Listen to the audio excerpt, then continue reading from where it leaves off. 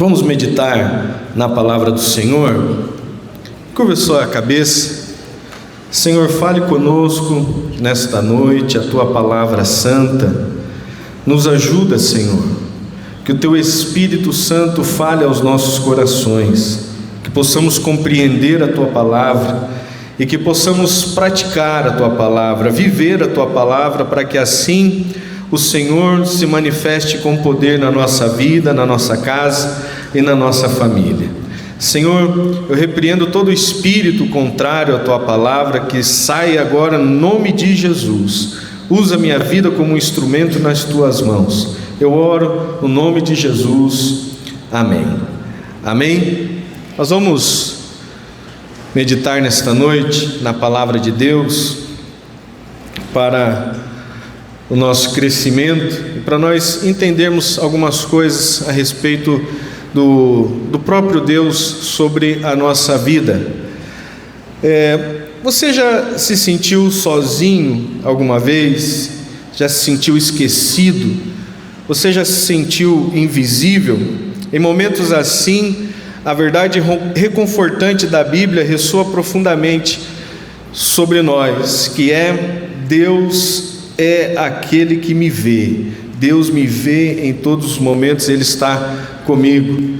Para isso nós vamos analisar lá em Gênesis capítulo 16, Agar, depois que ela tem uma discussão com a sua patroa, né? Ela foge para o deserto e ela tem um encontro com o Senhor.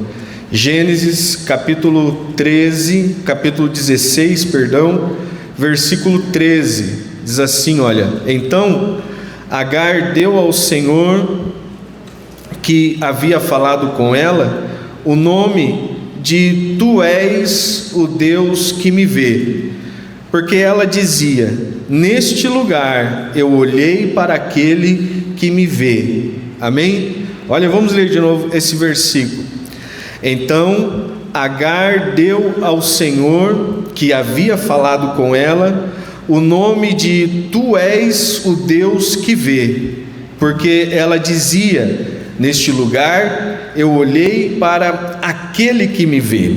E aqui nós vemos que essa característica de Deus, de estar próximo, de ver o que está acontecendo com a gente, não é algo exclusivo da Agar. Toda a Bíblia revela que Deus, Ele vê, Ele observa, Ele conhece profundamente a sua criação e o seu povo. Só para nós entendermos o que aconteceu aqui na vida de Agar, depois que Abrão e Sarai, eles vêm do Egito, a Sarai, ela vem com uma serva egípcia chamada Agar. Deus aparece para Abrão e fala para ele: olha, de você virá uma grande nação, você será pai de uma grande nação.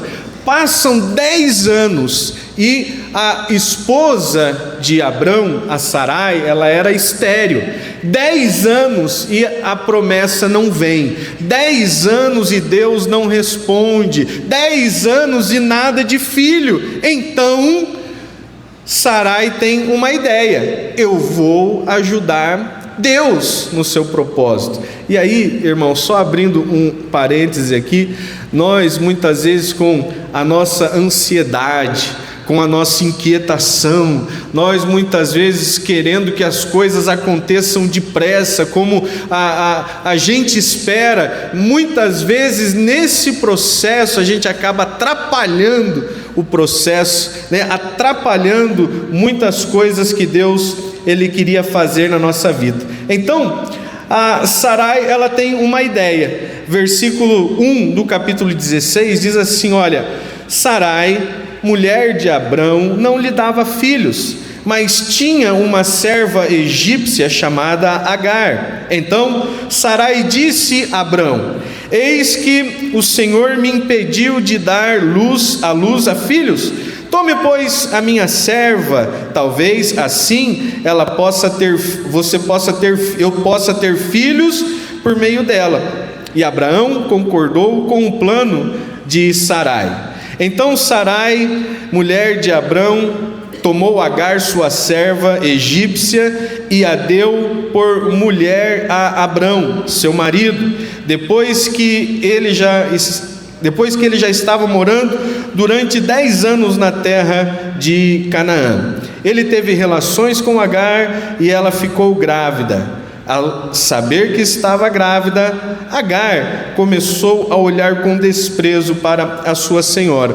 Só rapidinho falando a respeito disso. Nos tempos antigos, quando a mulher era estéril e ela não podia dar filhos para o seu marido, alguns povos eles tinham esse costume de que a mulher ela poderia pegar uma das suas escravas e dar essa escrava como esposa para o seu marido, para que ele tivesse filho, e assim ela teria todo o direito de ter o filho para si. Essa era as regras dos antigos. Então, como passaram-se 10 anos, a Sarai era estéril, ela não conseguia dar filhos para seu marido Abrão. Abrão tinha uma promessa e eles queriam acelerar o processo. Então ela teve a ideia: já que os povos fazem isso, vamos fazer. Então ela pega a sua escrava e dá para Abrão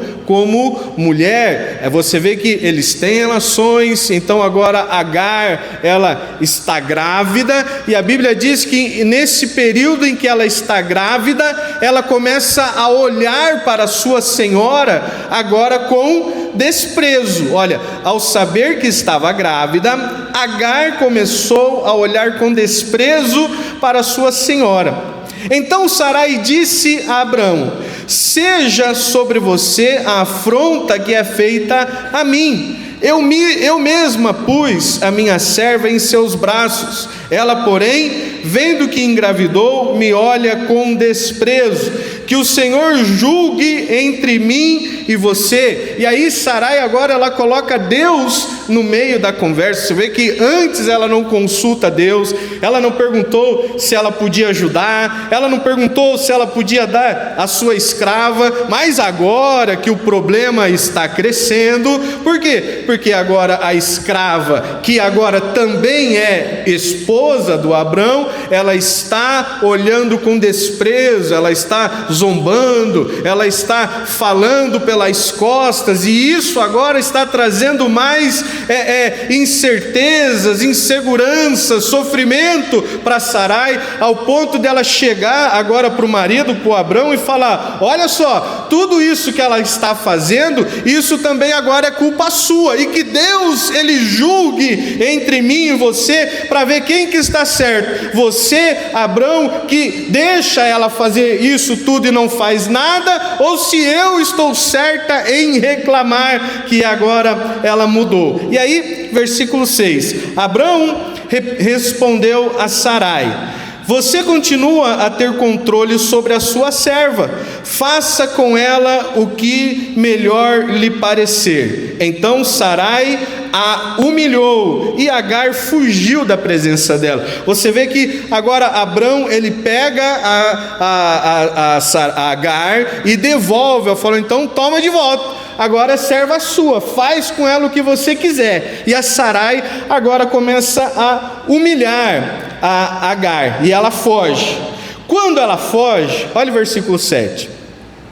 Quando o anjo do Senhor a encontrou junto a uma fonte de água no deserto, e nós já falamos a respeito do anjo do Senhor, que aqui eu acredito ser Jesus que aparece. Quando o anjo do Senhor a encontrou junto a uma fonte de água no deserto, junto à fonte do caminho de Sur, perguntou-lhe: Agar, serva de Sarai, de onde você vem e para onde você vai? Ela respondeu: fujo da presença de Sarai, minha senhora. Então o anjo do Senhor lhe disse: volte para sua senhora e sujeite-se a ela. Então você vê que o anjo do Senhor aqui ele aparece para Agar e fala: ó, você está errada, você fugiu da sua senhora, você fez um acordo, você deve satisfações a ela, agora volte. volte para ela, ó, o versículo 9, volte para sua senhora e sujeite-se a ela. Só que o anjo do Senhor também diz algo para ela no versículo 10: aumentarei em muito a sua descendência, de maneira que de tão numerosa não poderá ser contada. E o anjo do Senhor continuou: você está grávida e dará à luz um filho, a quem chamará Ismael, porque o Senhor ouviu o seu grito de aflição. Ele será entre os homens como um jumento selvagem, a sua mão será contra todos, e a mão de todos será contra ele, e habitará diante de todos os seus irmãos. Olhem bem, o Senhor aparece para Agar e fala: ó, você agora volta para sua serva, submeta-se a ela. Agora você vai e faça o seu papel. Só que é interessante, irmão, quando Deus ele tem uma promessa, Ele cumpre a promessa na vida daquele que crê. Você crê? Deus tem promessa para Abraão. Qual que foi a promessa que Deus fez para Abraão? Ó, de você sairá uma grande nação, tão numerosa quanto as estrelas dos céus e a areia da praia. Então, a descendência de Abraão seria numerosa. E agora, Agar, ela foge porque ela estava sendo humilhada, e na sua cabeça, agora, ela seria desprezada com o seu filho, porque não teria mais promessa sobre a vida do filho de Agar. Só que aqui Deus está mostrando: a promessa foi dada a Abraão, e quando Deus promete, Ele é fiel para cumprir a sua promessa. Portanto, irmão, creia na promessa do Senhor, ainda que tarde, ela não falhará, porque o Senhor vela por cumprir a sua palavra. E aqui nós estamos falando de uma outra grande descendência de Abraão, que são os descendentes de Ismael.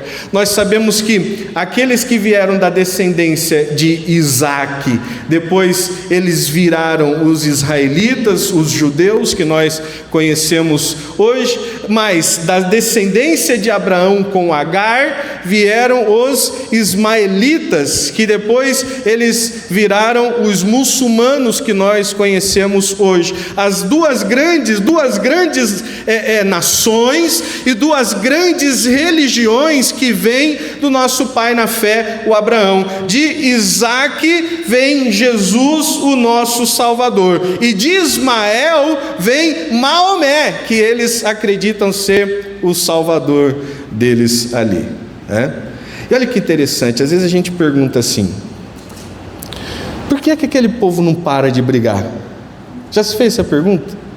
Por que aquele povo não para de brigar? É só guerra, só guerra, só guerra. Sabe por que eles não param de brigar? Porque está na palavra. Olha o que a Bíblia diz sobre os descendentes de Agar e os filhos de Ismael. O 11: o anjo do Senhor continuou: você está grávida e dará à luz um filho, a quem chamará Ismael, porque o Senhor ouviu o seu grito de aflição. Versículo 12: ele, o Ismael e os seus descendentes, ele será entre os homens como um jumento selvagem. Já viu um jumento selvagem? Não dá para domar ele. Ele é selvagem. Olha, ele será como um jumento selvagem. A sua mão, ou seja, guerra, a sua mão será contra todos, e a mão dele será contra todos também. E ele habitará diante dos seus irmãos. Olha a guerra que está lá. Hoje eles estão na guerra para ver de quem é o território onde está o domo, né? Aquele domo, aquela redoma de ouro, que hoje ela é Palestina, mas os judeus querem de volta porque ali está o templo de Salomão. Olha a briga que começou, por quê? Porque o homem quis ajudar a Deus. Irmão, Deus não precisa da nossa ajuda, Ele é soberano, Ele é o Deus.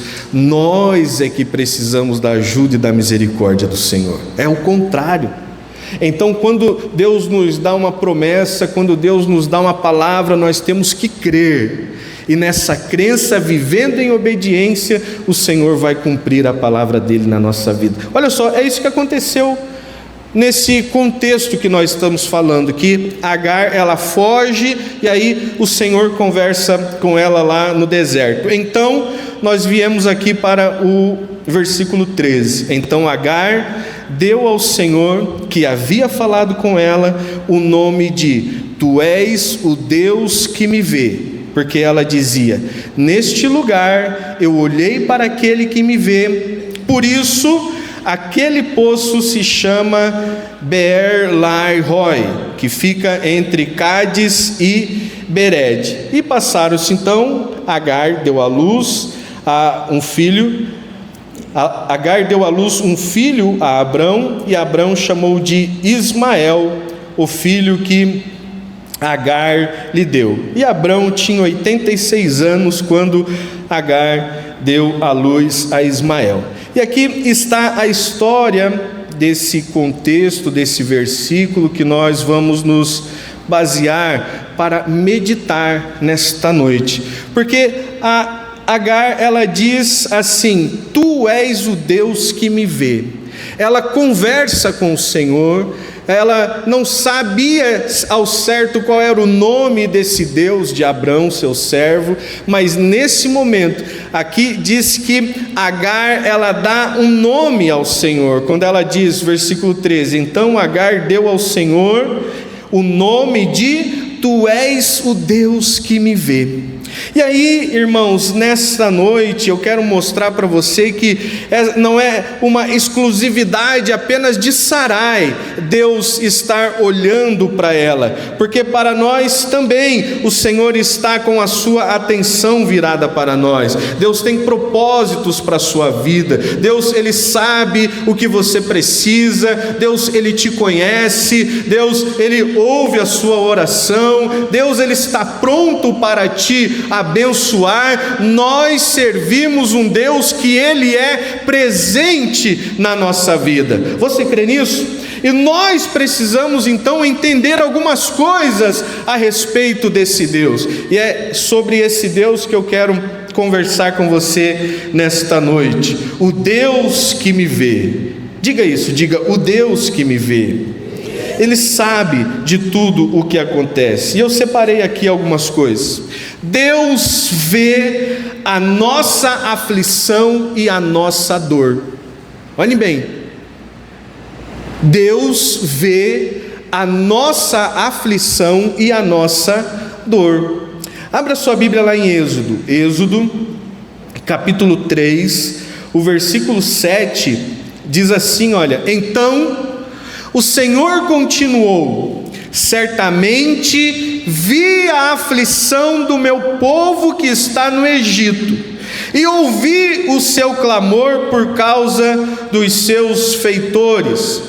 Conheço o sofrimento do meu povo, por isso desci, a fim de livrá-lo das mãos dos egípcios, e para fazê-lo sair daquela terra, e levá-lo para uma terra boa e ampla, terra que mana leite e mel, o lugar do cananeu, do eteu, do amorreu, do ferezeu, do eveu e do jebuseu. Então aqui está mostrando que o Senhor Deus está dizendo para Moisés: olha, eu vi o sofrimento do meu povo, eu vi o que eles estão passando, eu vi a carga opressora, eu vi como eles têm trabalhado como escravo, eu vi todo o sofrimento que vem sido causado pelos egípcios na vida do meu povo, e eu ouvi o seu clamor, eu ouvi as suas orações, eu ouvi as suas súplicas, e por isso eu desci para livrar o meu povo. Deus está falando com Moisés na onde? Deus está falando com Moisés lá no monte, na sarça. A Bíblia diz que a sarça, ela ardia em fogo e ela não se consumia. E Moisés, quando ele ia chegando, mas como assim uma sarça pegando fogo aqui no meio da montanha e ela não se consome? Quanto mais próximo ele foi chegando da sarça, de repente Deus diz: Moisés, tira a sandália dos seus pés, porque o local que você está pisando é terra santa. Aonde Deus está é terra santa. Deus está dentro do seu coração através de Cristo, através do Espírito Santo. É por isso que nele fomos santificados. Terra santa, diga: meu coração é santo. Ele viu a dor, ele viu a opressão, e Deus age para libertar o seu povo. Deus não está alheio aos sofrimentos dele, irmão. Deus não está alienado, não está longe. Nós não temos um Deus que está lá a quilômetros de distância. Não, nós temos um Deus que está bem próximo, bem pertinho, porque Ele está em você através do Espírito Santo. Então você vê que Deus, Ele vê a aflição do povo, Ele ouve o clamor, Ele vê o sofrimento, e Ele não fica sentado no trono só observando as coisas acontecerem. Ele mesmo disse para Moisés: eu desci, eu vim, e eu vou livrar o meu povo desse sofrimento, eu vou livrar o meu povo dessa aflição. A aflição do povo de Israel no Egito é a mesma condição da humanidade escravizada pelo pecado. Assim como as pessoas sofriam lá no Egito, dia a dia, sofrimentos, tormentos, angústias, aflições, desilusões, tristeza, assim também a humanidade hoje sofre por causa do pecado.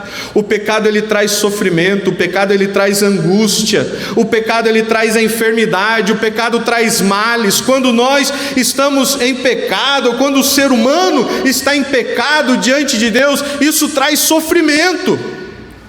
Mas é aí que nós temos um Deus que Ele não fica parado. Assim como o próprio Deus desceu para livrar o povo do Egito, e Ele usou Moisés como libertador, agora no nosso tempo, para nos livrar de uma vida pecaminosa, nos livrar das prisões, das amarrações, dos sofrimentos causados pelo pecado, Deus agora envia Jesus, e Jesus vem, Ele desce, Ele vem nesta terra para nos livrar, para tirar o sofrimento. Jesus veio para que fôssemos livres nele. Jesus viu a nossa dor, Ele viu a nossa necessidade de salvação, Ele viu como estávamos sofrendo e para onde nós estávamos caminhando. Por isso Ele desce e Ele vem para nos dar vida, para nos dar salvação, e é por isso que nós estamos aqui, para louvar e bendizer ao seu nome. Olha o que diz lá em João, no Evangelho, o Evangelho de João, no capítulo 1, o versículo 14, diz assim, olha: e o Verbo se fez carne, e habitou entre nós, cheio de graça e de verdade, e vimos a sua glória como do unigênito do Pai. E aí, irmãos, nós temos que fazer sempre algumas perguntas quando nós estamos nos deparando com a palavra de Deus, e essas perguntas, elas nos ajudam a entender os motivos e os propósitos de Deus. Por que Deus desce lá no Egito, lá na montanha, para tirar o povo do Egito? Por que Deus desce naquela ocasião? Ele mesmo disse: eu vi o sofrimento, eu vi a aflição, eu ouvi o clamor e eu desci para livrar o meu povo. Aqui o texto que nós lemos diz que o Verbo se fez carne, a própria palavra, Jesus, Deus se fez carne e Ele habita entre nós. Por quê? Por que Jesus veio nesta terra? A resposta, ela está lá em João capítulo 3, versículo 16. A resposta é porque Deus amou o mundo de uma maneira tão grande, porque Deus nos amou de uma forma tão extraordinária. Ele viu que eu, Gesiel, estava sofrendo, Ele viu que eu, Gesiel, estava caminhando por lugares escuros na prática do pecado, Ele viu que eu, Gesiel, estava caminhando rumo ao abismo, dirigido por cegos que também não sabiam o que estavam fazendo, e cada um está indo atrás do outro, mas Ele me viu, Ele teve compaixão de mim, Ele me amou, e por isso Ele desce, Ele olhou e falou: olha, o Gesiel não pode pagar a dívida, o Gesiel não pode tirar o pecado sozinho, mas eu vou lá para salvá-lo, eu vou lá para libertá-lo, eu vou lá para livrá-lo. E é por isso que Jesus Cristo veio neste mundo, para salvar um pecador como eu. Jesus veio aqui para salvar você, meu irmão. A Bíblia diz que Ele amou o mundo de uma maneira tão grande que Ele deu o seu Filho. E quem é que pode ser salvo? Todo aquele que nele crê. A Bíblia diz: não pereça, mas tenha a vida eterna. Sabe por que você está aqui nesta noite? Porque você creu neste Evangelho, você acredita nesta palavra. Jesus veio por você. Você crê, irmão? Assim como Deus viu o sofrimento de Israel e enviou um libertador, Moisés, Ele viu a nossa necessidade de salvação e providenciou a libertação definitiva em Cristo Jesus. Portanto, agora não existe mais condenação para aqueles que estão em Cristo Jesus. Glória a Deus. Segunda coisa, segundo ponto: Deus vê tudo o que acontece. Repita comigo: Deus vê tudo o que acontece. Olha o que a Bíblia diz lá em Salmo de número 11. Abre lá. Salmo de número 11.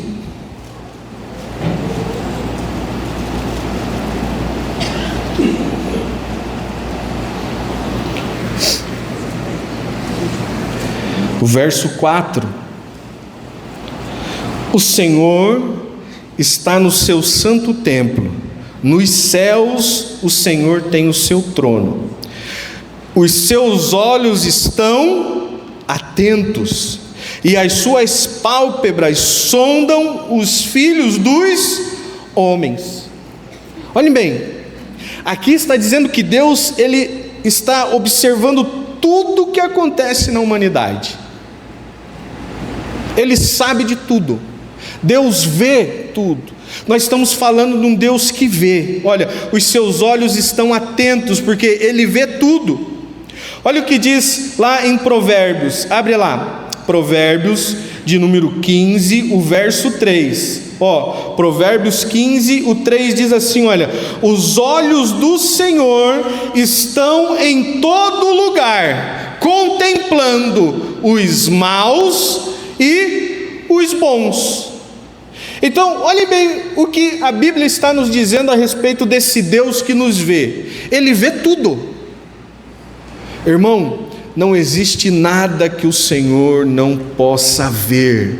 Ele sabe de todas as coisas. Ele tem o conhecimento sobre todas as coisas. Ele está em todos os lugares. Você pode enganar o homem, você pode enganar a sociedade, você pode enganar as pessoas, você pode enganar até mesmo a igreja, o pastor, mas você não pode enganar a Deus. Por quê? Porque os seus olhos estão em todos os lugares e Ele está olhando a todos, nada passa desapercebido do seu olhar. Um dia o salmista quis se esconder e ele percebeu que não tinha como, e ele diz: se eu vou para a mais alta montanha, o Senhor está lá. Se eu vou para o mais profundo do abismo, o Senhor está lá. Se eu estiver no meio do mar ou no meio do fogo, o Senhor está lá. Por quê? Porque o Senhor está em todos os lugares, nada passa desapercebido aos seus olhos. Olha o que diz Hebreus capítulo 4, abre lá, Hebreus capítulo 4, versículo 13, diz assim: e não há criatura que não seja manifesta na sua presença, pelo contrário, Todas as coisas estão descobertas e expostas aos olhos daquele a quem temos de prestar contas. Então Deus, Ele sabe tudo, irmão. Deus, Ele vê tudo. E um dia todos terão que prestar contas ao Senhor. E aí você não pode se esquecer disso. Existe lá no final de todas as coisas aquilo que nós conhecemos e nós vemos no livro do Apocalipse, que é o grande trono branco, aonde todos serão julgados e o ímpio já está condenado. Somente vai aparecer as suas obras e ele vai ser lançado no fogo segundo as suas obras. Todos verão, todos saberão naquele dia. E nós? E nós, a igreja? E nós, o povo santo? Nós, irmão, nós temos um diferencial, porque nós não vamos passar pelo grande trono branco. Por quê? Porque como eu já citei, para nós não existe mais condenação, mas nós vamos passar diante do tribunal de Cristo, e é lá que o Senhor vai prestar contas das nossas ações. É lá que Ele vai prestar contas se nós evangelizamos ou se nós não evangelizamos. É lá que nós vamos prestar contas, nós vamos ter que apresentar os frutos. Quais são os frutos que nós vamos apresentar diante do Senhor? Quantos frutos nós vamos apresentar diante do Senhor? É lá que a Bíblia diz que cada um vai receber segundo as suas obras. O que é que nós temos feito pelo reino aqui na terra? Você vai ter que prestar contas. Um dia todos prestarão contas. Um para o juízo, para o julgamento, outros para receber o galardão. E aí, irmãos, aonde você está inserido nisso tudo? E não adianta querer fazer as coisas certas diante dos olhos do homem, achando que ninguém está vendo. Ninguém está vendo. Então aí a pessoa peca hoje, peca amanhã, peca depois. Vou pecar, ninguém está vendo. Ninguém está vendo, ninguém está vendo. Não se esqueça, o Senhor está vendo. Deus, Ele vê tudo. Deus, Ele sabe de tudo. Os seus olhos estão atentos a tudo o que acontece sobre a humanidade. E você perceba que quando nós lemos, está dizendo que os olhos do Senhor, Ele olha, Ele observa, Ele está atento. Mas olha o que acontece sobre nós, os justos. Abre lá, Salmo de número 34, o verso 15. Salmo de número 34, verso 15 diz assim, olha: os olhos do Senhor repousam sobre os justos, e os seus ouvidos estão abertos ao seu clamor. Aqui existe um diferencial, irmão. Você percebe que o olhar do Senhor está atento sobre o homem, sobre os filhos dos homens, sobre os seres humanos. Ele está passando e Ele está olhando tudo o que está acontecendo. Mas o salmista diz que sobre o justo Ele repousa o seu olhar, Ele fixa o seu olhar, e Ele está atento para ouvir a nossa oração, ouvir o nosso clamor. É por isso que nós temos um Deus presente. Ele nos vê, Ele nos ouve, Ele vem nos socorrer, Ele nos abençoa. Ele está aqui neste lugar. Você crê nisso? Glória a Deus. Então, em Jesus nós vemos que Deus, Ele veio aqui nesta terra exatamente para analisar. Jesus passou pelos mesmos sofrimentos que nós. Sabe por que nós poderíamos dar desculpas?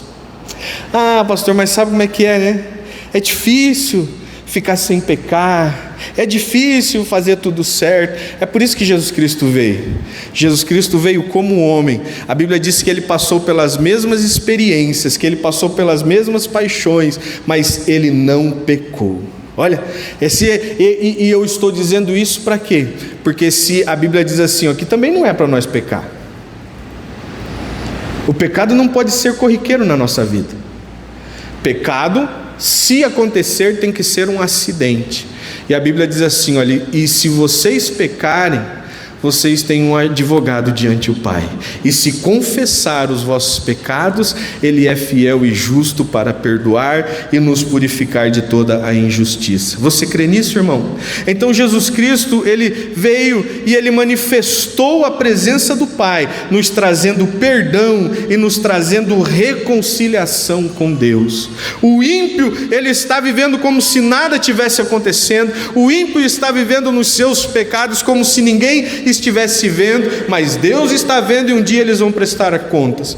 Mas nós, os justos, os olhos do Senhor repousam sobre nós, os seus ouvidos estão atentos para ouvir o nosso clamor. Por quê? Porque em Cristo nós fomos perdoados e reconciliados com Deus, o nosso Pai. Terceira coisa, Deus, Ele vê o nosso coração. 1 Samuel capítulo 16, abre lá, 1 Samuel capítulo 16, versículo 7, diz assim, olha: Porém o Senhor disse a Samuel: Não olhe para a sua aparência, nem para a sua altura, porque eu o rejeitei, porque o Senhor não vê como o ser humano vê. O ser humano vê o exterior, porém o Senhor vê o coração. Deus vê o nosso coração, irmãos. Ele sabe o que nós estamos pensando, Ele sabe o que nós estamos sentindo, Ele sabe o que nós estamos passando. E o propósito do olhar de Deus é mostrar a sua força para conosco, para aquele que tem o coração disposto a servi-lo. E aí é interessante o texto, fala quando o profeta Samuel foi ungir Davi como rei. E aí ele chega na casa do Jessé, está lá os irmãos mais velhos de Davi, todos eles altos, todos eles fortes, bonitos. De repente ele olha o mais velho ali, altão, fortão. Samuel fala: esse tem pinta de rei, esse tem cara de rei, esse tem a força de um rei, esse vai ser o rei, é esse aqui. Aí Deus olha para Samuel e fala: não, esse pode ter todo o exterior de um rei, mas falta uma coisa, falta o coração de um rei, porque Deus, Ele não olha o exterior, Ele olha o interior. Deus, Ele conhece as intenções do nosso coração. Deus sabe por que você está aqui, irmão. Deus sabe se você está aqui para agradar pai e mãe. Deus sabe se você está aqui para agradar o seu cônjuge. Deus sabe se você está aqui porque você não tinha nada para fazer hoje. Deus sabe que você está aqui só para passar um tempo. Deus sabe que você está aqui porque você teve uma semana pecando e aí acha que vindo para a igreja no domingo está tudo perdoado, tudo escrito. Deus sabe o porquê você está aqui. Deus sabe também se você está aqui com um coração sincero para cultuá-lo, para adorá-lo, para bendizer ao nome do Senhor. Deus vê o nosso coração. É por isso que Deus, Ele disse assim: olha, parem com essa religiosidade, pare somente com os rituais religiosos. Ele diz assim: muitos de vocês me louvam com os lábios, mas o coração está longe, o coração está distante. Mas Jesus está nesta noite chamando um povo e Ele diz: olha, buscar-me-eis e me achareis, quando me buscardes de todo o vosso coração. Nós temos que estar aqui, irmãos, com o nosso coração contrito, sincero, buscando a sua presença, buscando a sua face, buscando a sua glória, abrindo o nosso coração para que Ele fale conosco de uma maneira poderosa. Não tente abafar as coisas com panos quentes. Deus vê tudo e principalmente Ele não olha só como nós aqui, porque eu aqui olhando aqui, todo mundo bonito, todo mundo com cara de santo, todo mundo aí ouvindo a mensagem. Aqueles que estão, pastor, será que não vai acabar logo? Já estava bom, podia acabar, estou com pressa. Outros já estão pensando: o que eu vou comer depois do culto? Será que vai ser lanche? Será que vai ser pizza? Ou será que eu vou sorvete? outros já estão, né? E o resultado, como é que está o campeonato, quem que é o líder, muitos, mas tem aqueles que estão aqui. Fala comigo, Senhor, que teu servo ouve. Fala, Senhor, que eu quero ouvir a tua voz. Senhor, eu não vou sair deste lugar enquanto o Senhor não falar comigo. Como é que está o teu coração nesta noite, meu irmão? Como é que você veio aqui neste lugar? O Senhor, Ele quer te abençoar. O Senhor, Ele quer mudar a sua vida. Nós precisamos abrir o coração e deixar Ele falar conosco de uma forma sobrenatural.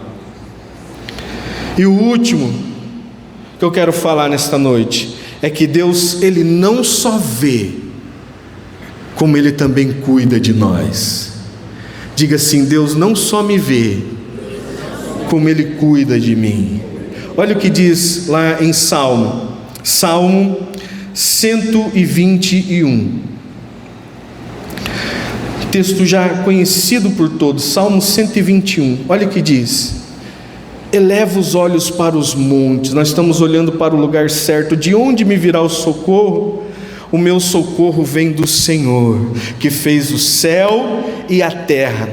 Olha o que diz os versos seguintes: Ele não permitirá que os meus pés vacilem, não dormitará aquele que guarda você. É certo que não dormita nem dorme o guarda de Israel.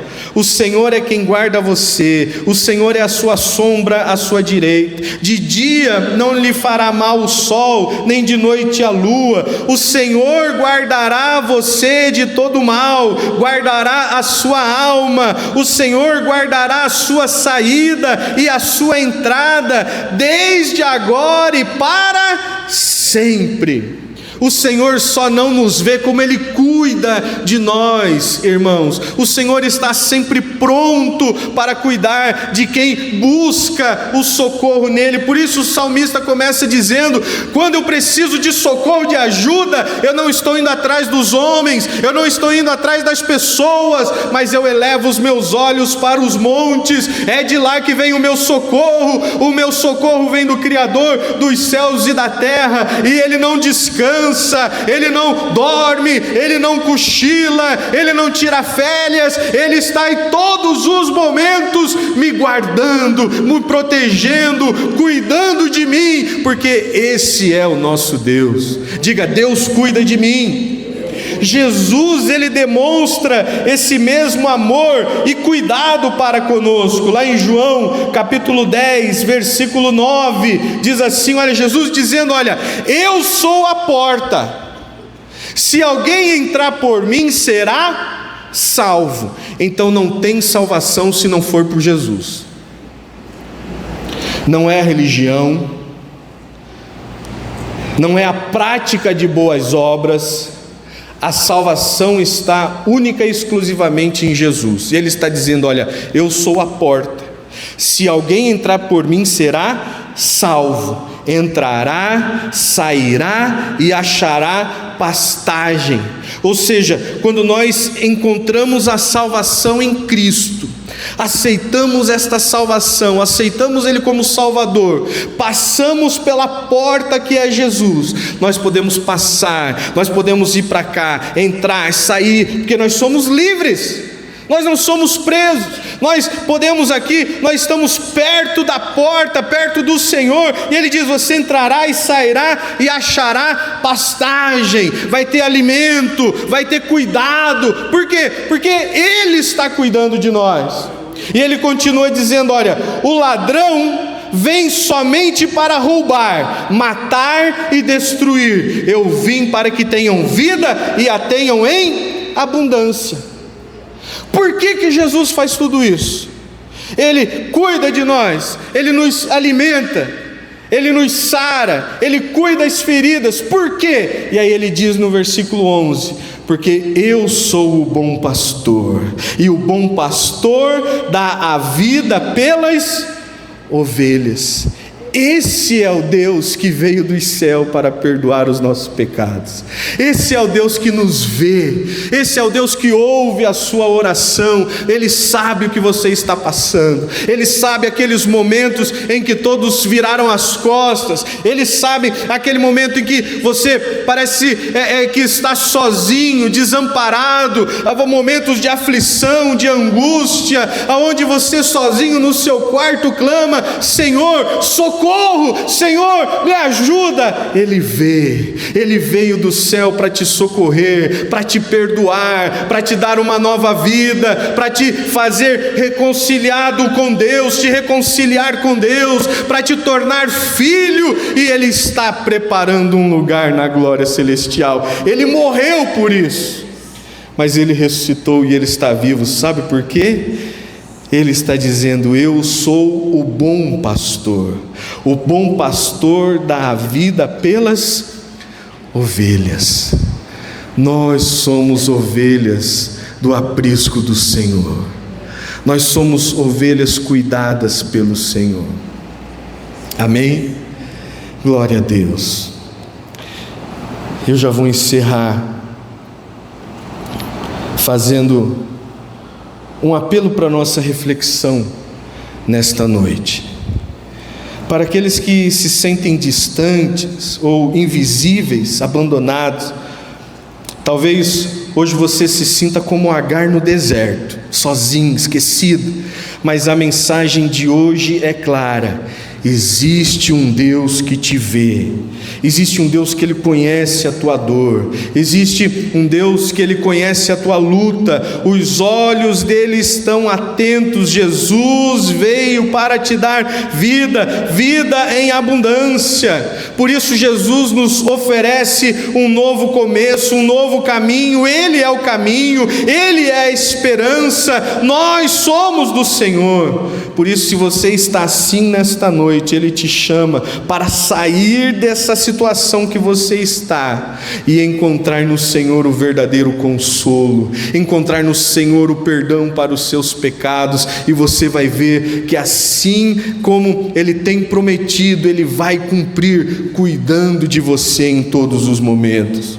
Mas talvez nós já estamos aqui, conhecemos o Senhor, o aceitamos, já desfrutamos do seu amor, mas estamos desanimados. O desânimo vem. Por quê? Por causa das lutas, por causa das dificuldades. Lembre-se, o mesmo Deus que enviou Moisés para livrar o povo da aflição do Egito, esse mesmo Deus enviou Jesus para nos livrar das aflições deste mundo. Por isso Ele mesmo disse: olha, no mundo vocês terão aflições, mas tenham coragem, tenham bom ânimo, porque eu venci o mundo. E Ele está oferecendo esta vitória, Ele está oferecendo o perdão, o cuidado, a restauração das nossas forças. Nós devemos confiar no Senhor. Todos nós nesta noite, nós vamos pedir: Senhor, encha o nosso coração, nos ajuda a reconhecer, nos ajuda a observar e olhar que em todos os momentos da nossa vida o Senhor tem cuidado de nós. E nesse cuidado, o que nós devemos fazer é adorar ao Senhor. Nós estamos passando pela luta, nós adoramos ao Senhor. Nós estamos passando por momentos difíceis, nós adoramos ao Senhor. Por quê? Porque Ele não nos deixa sozinhos. Ele está conosco em todos os momentos da nossa vida. Bem, se coloque de pé.